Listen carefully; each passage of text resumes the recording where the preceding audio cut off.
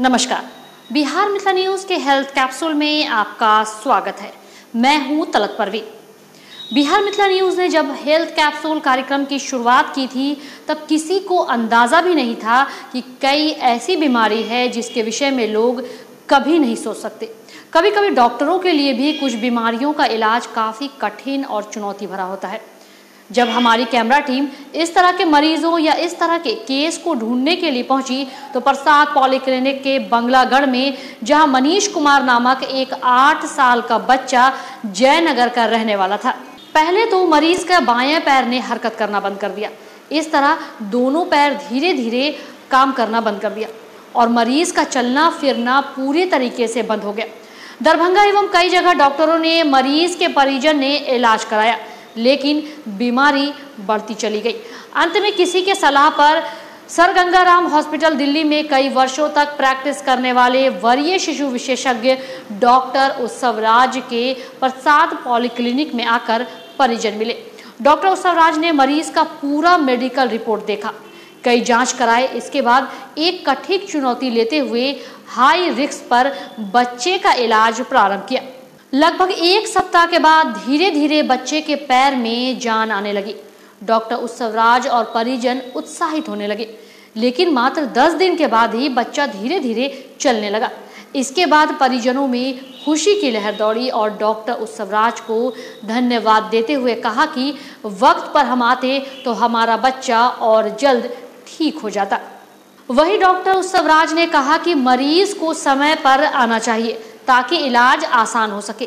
इसके अलावा कई मरीज ऐसे होते हैं जो चाहते हैं कि बस इलाज करा कर चले जाएं, जबकि 24 घंटे अस्पताल में ऑब्जर्वेशन आवश्यकता होती है, वरना कभी भी केस क्रिटिकल हो जाता है।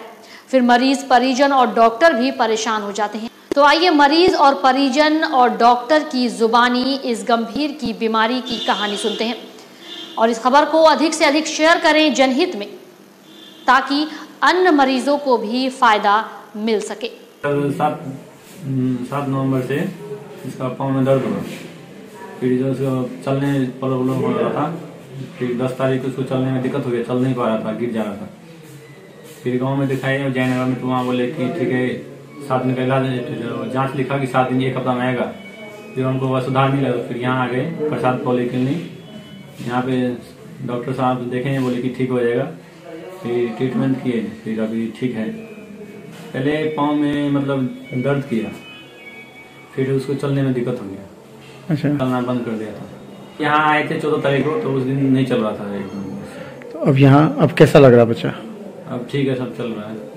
कैसा लगता है यहाँ पर इलाज कराए हैं आप, कैसा लगा है? बहुत बढ़िया है, यहाँ से इलाज होता है। चलते चलते बच्चा गिर गया, एक गिर गया बच्चा चलते चलते, उठाया तो पाँव कलमला रहा है। अचानक में बच्चा को तो अब कैसा है बच्चा को लड़का है, अब ठीक है? ठीक है, हाँ, अच्छा व्यवहार है, अच्छा काम करेगा, ठीक है। टेस्ट लिया, ब्लड टेस्ट वगैरह, और एक टेस्ट बोला कि 1 हफ्ता के बाद आएगा। तो हम 3 दिन का दवाई दिया, तो बोले, लेकिन 3 दिन में दवाई में सुधार नहीं लगा, उससे ज़्यादा ही प्रॉब्लम आने लग गया। तो फिर हमको सोचा कि आगे चल के दिखाते हैं, यहाँ पर नहीं होने वाला है। तो हम दरभंगा आ गए यहाँ पे प्रसाद बोले। कितने दिन में ठीक हो गया बच्चा? तो इसका दवाई चला था 17 और 18 तारीख को, और 19 तारीख 18 तारीख को रात में चला दवाई लास्ट डोज, और 19 को सुबह से मतलब थोड़ा थोड़ा पाँव इसका हिलने लग गया, और 19-20 तारीख से ये चलने लगी। डॉक्टर उत्सव सर को बहुत धन्यवाद करते हैं, और डॉक्टर राजरंजन सर को भी बहुत धन्यवाद करते हैं कि बहुत मेहनत से परिश्रम किए और बहुत मेहनत किए और बहुत अच्छा इलाज किए। मनीष कुमार की बात कर रहे हैं, जो कि 8 साल का लड़का है, जिसका वजन 16 किलो 800 ग्राम था। तो ये बच्चा शायद जयनगर के आसपास से कहीं से आया था। दरभंगा ये लोग आए थे और ये लोग 2-3 डॉक्टर के पास शायद गए थे, जैसे उन्होंने बताया। फिर कहीं से इनको शायद हमारे बारे में पता चला, हमारे अस्पताल के बारे में पता चला।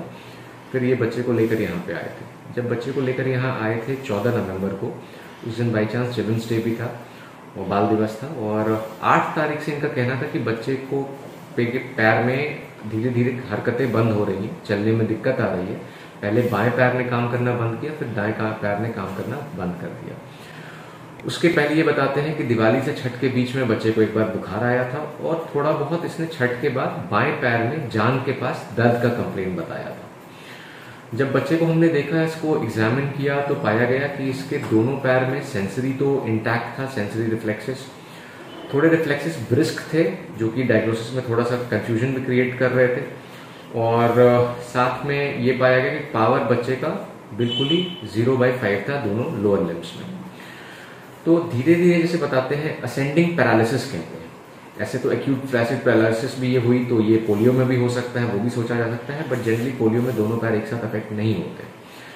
तो असेंडिंग पैरालिसिस जब होती है तो देखा जाता है कि पहले पैर काम करना बंद करते हैं, उसके बाद जब पेट के मसल्स इन्वॉल्व होते हैं तो ब्लैडर एंड बॉवेल यानी कि आपको पेशाब एंड पॉटी, इसमें दिक्कत आती है कि बच्चा पॉटी नहीं कर पाएगा, कब्जियत शुरू हो जाती है, जिसके लक्षण इसको ऑलरेडी आने लग गए थे। और ये भी देखा हमने कि ये जो सिम्टम्स हैं इसमें सबसे पहले आपकी एक डायग्नोसिस निकल के आती है गुलेन-बारे सिंड्रोम। गुलेन-बारे सिंड्रोम में हम कंफर्म इस तरह से करते हैं कि सीपीके थोड़ा बढ़ा हुआ मिलता है, बट जैसे मैंने बताया कि रिफ्लेक्सेस के जो ब्रिस्क थे इसमें रिफ्लेक्सेस थोड़े कम हो जाते हैं, तो एक कंफ्यूजन क्रिएट कर रहा था। बट हिस्ट्री इतनी टिपिकल सी थी गुलेन-बारे सिंड्रोम के लिए कि हमने सोचा कि इस पर आगे बढ़ा जाए और बच्चे का MRI brain with contrast and scout spine कराया जाए, जिसमें कि हमें डीमाइलिनेशन या फिर कॉर्डाइकोइना का इन्फ्लेमेशन ये सब दिख सकता है। और इस केस में जितनी जल्दी हम IVIG दे पाते हैं उतनी जल्दी हम डिजीज को रोक पाते हैं। इनके लिए इनका मेन कंसर्न था कि बच्चे का पैर नहीं काम करना है वो ठीक हो जाए, बट डॉक्टर होने के नाते अगर मुझे लगता है कि इसको गुलेन-बारे सिंड्रोम है तो मुझे ये लगेगा कि अगर रेस्पिरेटरी मसल से एक बार इन्वॉल्व हो गए या फिर थ्रोट के मसल से एक बार इन्वॉल्व हो गए तो बच्चे की सांस चलनी बंद हो जाएगी और शायद थ्रोट भी इसका चोक होगा तो वोकल कॉर्ड पैल्सी भी हो जाएगी। ऐसे हमने, मुझे लगता है कि मैंने 20 से 25 केसेस से ज्यादा देखे थे गंगाराम में, जो कुछ तो आते थे पहले ही दिखाने के लिए तो वो जल्दी ठीक होके जाते थे, बट कई बच्चे मैंने ऐसे भी देखे जो कि ऑलरेडी वेंटिलेटर पे आते थे, जो सांस नहीं ले पा रहे होते थे। तो जो डीमाइलिनेशन शुरू हो जाता है नर्व्स में, इसको रोकने के लिए IVIG नाम की एक दवाई होती है, वो दी जा रही होती है। तो बच्चों को जब देखते हैं OPD बेसिस पे तो चल नहीं रहा है, पेन के साथ आता है, तो सबसे कॉमन वायरल मायोसाइटिस होता है, CPK कराते हैं, बच्चों को एडमिट करते हैं, ओवर हाइड्रेट करते हैं, थोड़ा पेन किलर्स एंटी इन्फ्लेमेटरीज देते हैं, ठीक हो जाता है, तो ये अमूमन मिल रहा होता है। बट शायद कहीं ना कहीं ना जब आप कहते हैं कि बच्चे को भर्ती करने की जरूरत है, ये भर्ती करने के नाम पे ना कई लोग ऐसे सोचते हैं कि जबरदस्ती भर्ती कर रहे हैं, भर्ती करने से इलाज क्या बदल जाएगा, और हम लोग बहुत दूर से आते हैं, कैसे भर्ती होंगे, हमें जाना है, गाड़ी नहीं मिले। सब चीजें एक तरफ एक बार अटेंडेंट कर दे, और अटेंडेंट अगर कंप्लायंट हो जाए, आपकी बात सुने, डॉक्टर की बात को समझे, क्योंकि आप भर्ती सिर्फ इसलिए नहीं करते कि उसको सुई दवाई, हमने उसको 2 दिन एडमिट रखा, उसको कोई दवाई नहीं दे रहे थे क्योंकि MRI उसका पेंडिंग था।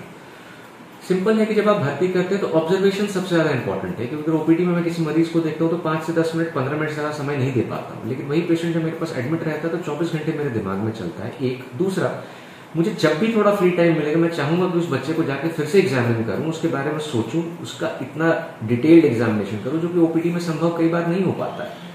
तो उसको भर्ती के लिए अगर कहा गया, वो मान गए, ये आसान था। कई बार मैंने देखा है कि सेम बच्चे तो नहीं बट सिमिलर बच्चों के केसेस में आप कहते हैं कि इनको एडमिट करने की जरूरत है, वो कहते हैं नहीं सर घर में काम है, ये है वो है, घर पास में, हम चले जाते हैं। अभी कल ही रात में एक बच्चा सीजर के साथ आया था, अभी आइडेंटिफाइड है, फीवर विद सीजर था, हो सकता है फेब्राइल सीजर हो, बट उनको थोड़ा सा फीवर में आराम हुआ, एक फीवर की दवाई गई, उनको रात में घर जाना ही जाना था, उन घर में पता नहीं बोले कि और छोटे बच्चे हैं तो अपनी परेशानियां बता दी। बट एक बार सीजर के साथ बच्चा आता है तो आप 24 आवर्स उसको ऑब्जर्वेशन में रखना चाहते हैं, ये मैंडेटरी और ये प्रोटोकॉल्स हैं। लोगों को लगता है शायद डॉक्टर पैसा कमाने के लिए कर रहे हैं, डॉक्टर्स पैसा कमाने के लिए नहीं कर रहे हैं। हमारा भी पहला टारगेट होता है कि मरीज ठीक हो, और मरीज ठीक होने के लिए जो बेस्ट उसको एडवाइस देना होता है हम वो दे रहे होते हैं। हाँ, ये जरूर है कि उसमें पैसे खर्च होते हैं, बट बीमारियां जैसी होती हैं, बड़ी होती हैं, अगर बीमारियां गंभीर होती हैं तो शायद ज्यादा पैसे खर्च होते हैं, ये सच्चाई है। लेकिन फिर भी मैं यही कहूंगा कि हर मरीज को, उनके अटेंडेंट्स को ये समझना चाहिए कि अगर आपके डॉक्टर कुछ बता रहे हैं तो शायद आपके हित में बता रहे हैं। उनका भी हित होगा लेकिन उनका हित सेकेंडरी है, पहले वो आपके हित में सोचते हैं।